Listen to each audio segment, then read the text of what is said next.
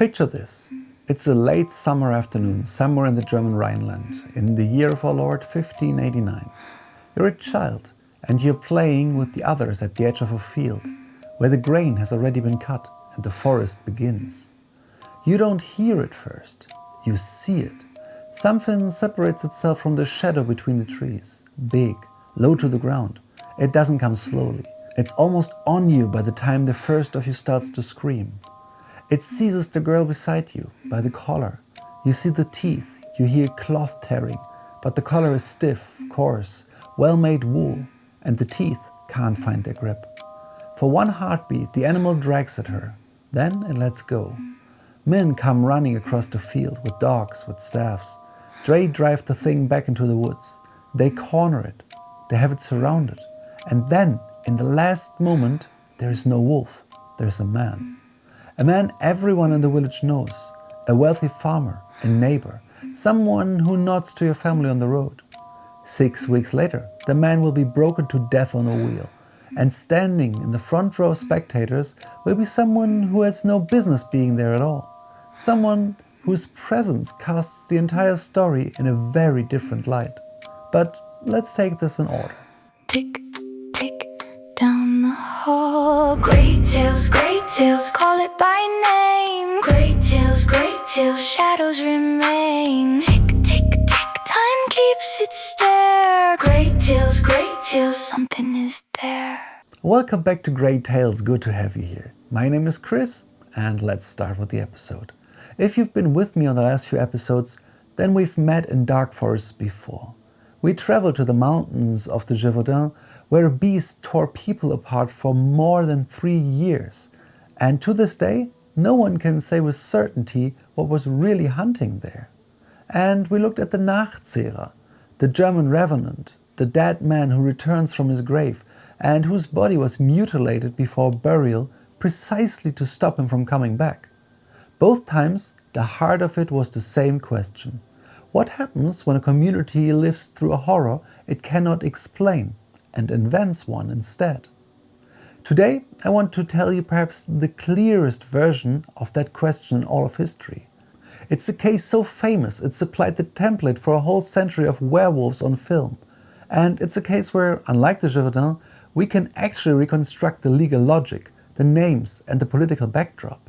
This is the story of Peter Stuba, and I promise you, by the end of this episode, you'll no longer be sure who was the real monster here. A name that is a wound. Let's start with the name, because even that is a riddle. The man at the center of this story appears in the sources under half a dozen spellings. Stubbe, Stube, Stübbe, Stump, Stumpf. He was probably born around 1530 in the village of Ebbrath, right beside the small town of Bedburg in the electorate of Cologne. I say probably for a reason, and that itself is a small tragedy. The parish registers of Bedburg, the ones that would have recorded his birth, were destroyed during the 30 Years' War. So the man whose death was printed and sold across all of Europe has no certain beginning. For us, his life starts only where it ends. And then there is this business with the name Stumpf. One reading, and I stress a reading, not a fact, goes like this. The byname refers to a mutilated hand. It was said that Stubbe has lost his left hand. What remained was a stump. And because the werewolf had supposedly lost its left forepaw in a fight, the same side, the same wound, this counted in the eyes of ordinary people as proof. The missing piece on the beast and the missing piece on the man, the same flesh. Hold that thought for a moment, because it already shows you how these trials worked. You began with a suspicion, and then you searched the suspect's body for the proof you were already certain you'd find. And what we can say with more confidence is this. Peter Stuba was no outsider, no beggar, no wandering shepherd. He was a wealthy, respected farmer, a widow with 2 children, a daughter named Bele, also often called Sibylle, and a son. Remember that social rank. We will come back to it, and it will change everything. The wolf in the cornfield. Let's return to the scene we opened with. According to the tradition, for years a wolf, or something taken for a wolf, terrorized the area around Bedburg. Livestock was killed. And worse, people vanished. Children who'd been playing in the fields did not come home. Then, in 1589, that hunt. The men corner the animal, certain they've trapped it, and in its place, they find Peter Stuba. And here you have to listen closely, because this is exactly where the legend parts ways with what actually happened. Some versions claim the men saw the transformation with their own eyes. Others say more soberly, they simply found a man in the woods, in the worst possible place at the worst possible time. No fur, no claws, just a neighbor among the trees. What came next we know all too well from the justice of the early modern period. They threatened him with torture. They stretched him on the rack.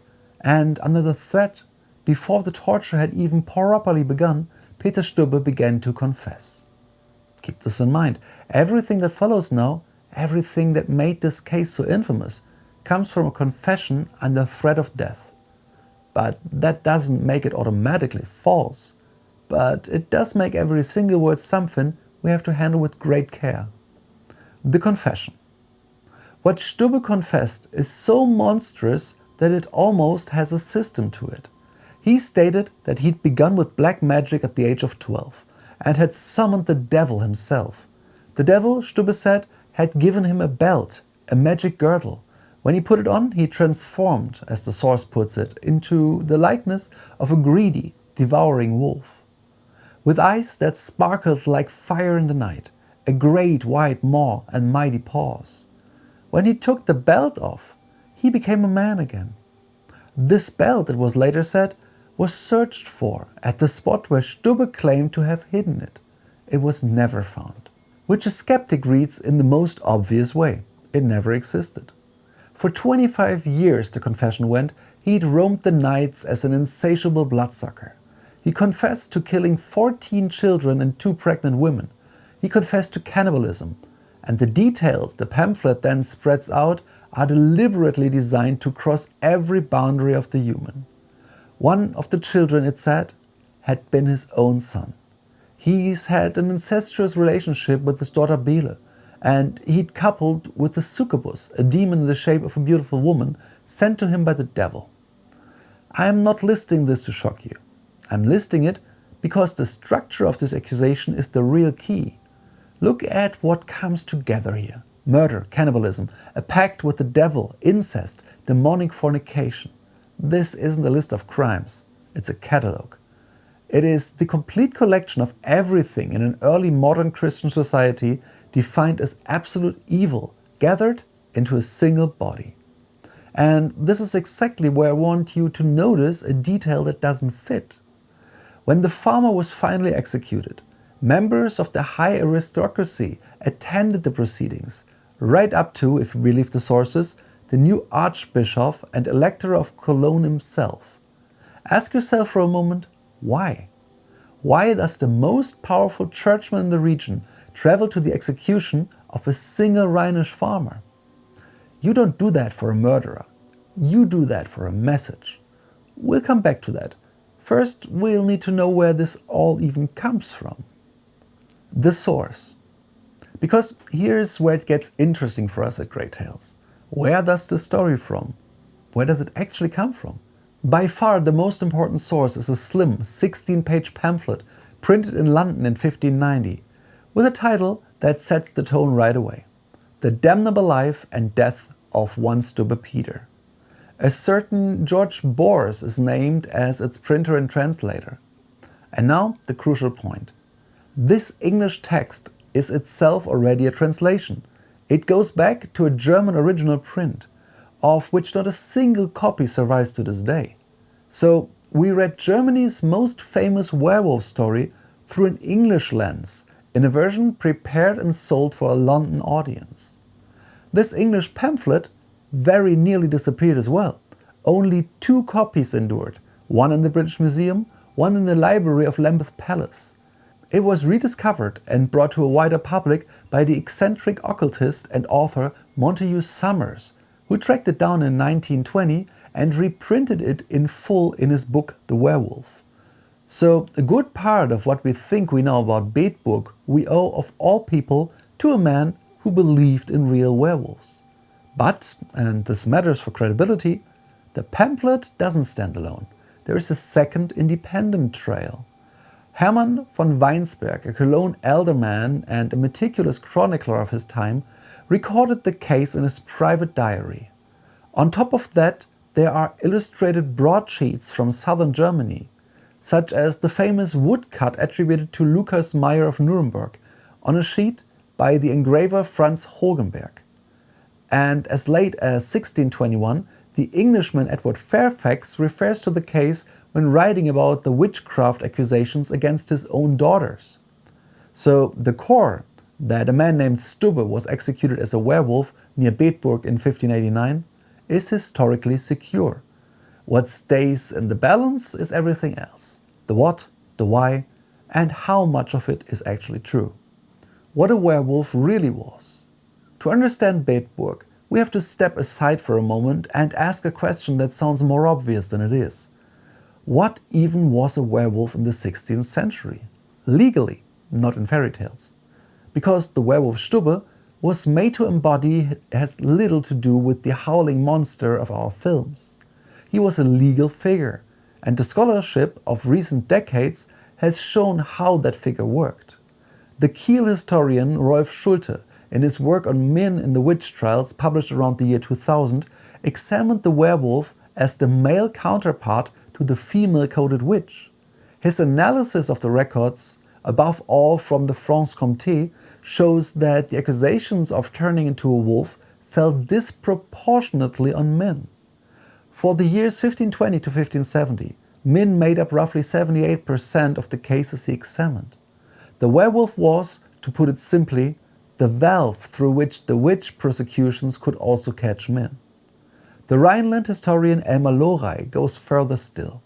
He devoted a large part of his life to researching exactly these trials, and his collection of material remains the richest in the German-speaking world. Lorey's central thesis, in short, is this: the werewolf was an unstable, easily instrumentalized variant of the witch stereotype. An accusation that could be bent and shaped depending on whom you wanted to strike. And Lorey also describes the profile, who was typically suspected of being a werewolf. As a rule, people from the lowest margin of society. Outsiders, newcomers who hadn't been part of the village community for long, shepherds whose trade was already under suspicion, people who were easy to sacrifice because no one would stand up for them. Now set that profile beside Peter Stuba, a wealthy farmer, a respected, rooted man with land and family, the exact opposite of the typical werewolf suspect. That's the second thing that doesn't fit. The wrong man for this accusation and the wrong guest at the scaffold. Two details that don't add up. It's time we brought them together. But first, a quick word. Before we get to the heart of the episode, and this is the moment where everything turns, let me say a quick thank you. Research like this, reading old pamphlets, tracing scholarships back to sources, takes time. Quite a lot of time. And if that brings value to you, there's only a couple things I would like to ask of you. Please leave a like, subscribe to the channel, and tell others about it. This way we can keep growing. Thank you very much. And now back to the story. The detail that doesn't fit. To understand what really happened in Bedburg in 1589, you need to know that this region was no peaceful farmland at the time. It was a battlefield. Between 1583 and 1588, a war raged in the electorate of Cologne that history calls the Cologne War, or, after the man who triggered it, the Truchsess War. The reigning archbishop and elector of Cologne, Gebhard Truchsess von Waldburg, had done something that shattered the order of the empire. He had converted to Protestantism and wanted to keep his principality. A Protestant elector on the Catholic Rhine holding a vote in the imperial election? That was something the Catholic side could not accept.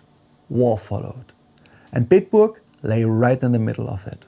The town belonged to Adolf von Neuenahr, a Protestant and a supporter of the renegade archbishop. In those years, mercenary armies from both sides marched through the land. There were raids, marauding troops, and in the end, the plague as well. Murder and violence were, to put it plainly, the normal state of this region for years. And now comes the point where everything falls into place. In 1587, the Protestants lose. Bedburg Castle falls into Catholic hands and becomes the headquarters of the Catholic mercenaries under a new lord, Werner von Salm-Reifenscheid-Diek, a determined Catholic set on restoring the old order, the Roman faith, by any means. 2 years later, on exactly this ground, a man is executed as a werewolf.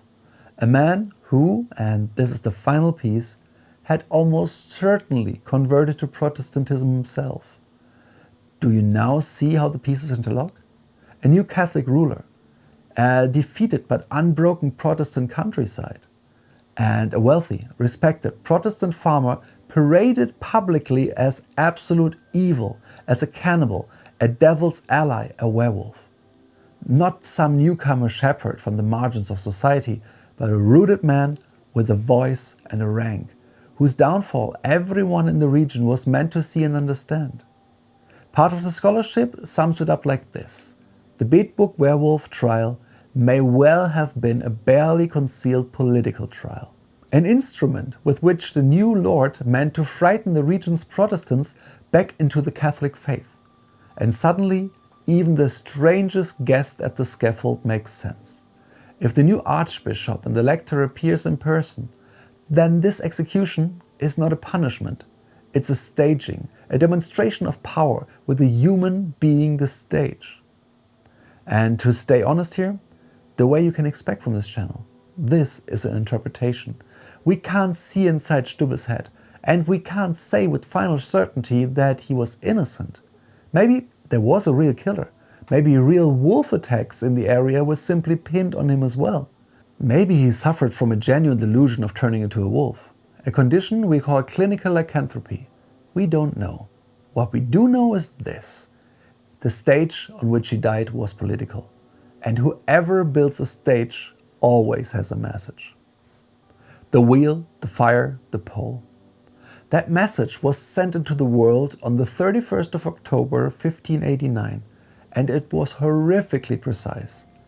I won't spare you the details, but I lay them out plainly, because plainliness is the most honest thing here. Peter Stuba was bound to a wheel. With red-hot pincers, they tore the flesh from his body in 10 places.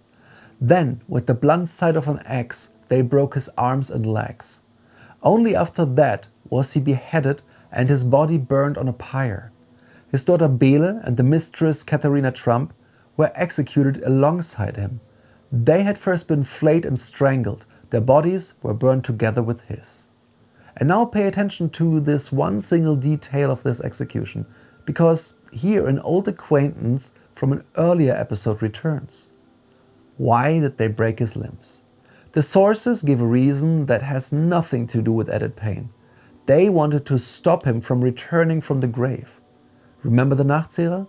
The revenant whose body was mutilated so it would stay dead? The exact same logic, the exact same fear. They weren't only executing a criminal here, they were treating a corpse in a way that would keep it from coming back. For the people of 1589, the werewolf and the revenant were not far apart. Both were bodies that refused to respect the boundary between living and dead, between human and animal. Finally, the authorities erected a memorial, and it may be the single most telling image in this whole story. A tall pole. On it, the torture wheel.